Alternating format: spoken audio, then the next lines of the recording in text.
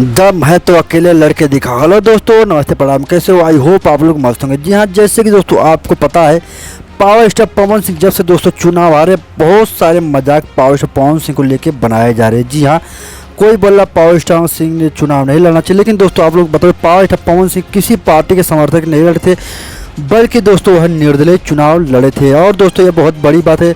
इसी को देखते हुए झंड जी, बहुत बड़े यूट्यूबर, जो यहाँ पे लिखे हैं, पवन सिंह का मजाक उड़ाने वालों, जान लेके भोजपुरी में जितने भी सुपरस्टार है, दम है तो निर्दलीय चुनाव लड़के दिखाओ और 2 लाख वोट करके दिखाओ, मैं यूट्यूब छोड़ दूँगा। मेरा हिसाब से कहना ये झंड जी का है कि अगर तुम लोग निर्दलीय चुनाव लड़ते हो बगैर पार्टी के समर्थक, तो 2 लाख वोट भी नहीं पा पाओगे। क्योंकि दोस्तों पावर स्टार पवन सिंह निर्दलीय चुनाव लड़े तो 2 लाख वोट दोस्तों कम नहीं होता है, बहुत ज़्यादा होता है।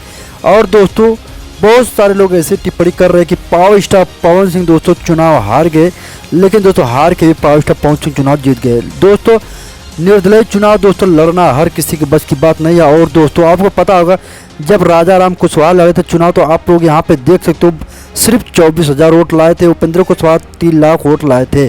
तो ऐसे वोट लोग लाए थे, वो भी पार्टी के समर्थक में।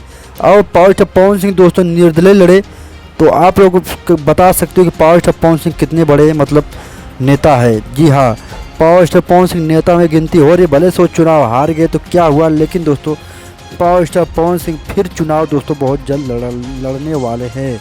आप लोगों का क्या ख्याल है, कमेंट बॉक्स में ज़रूर बताएं। धन्यवाद।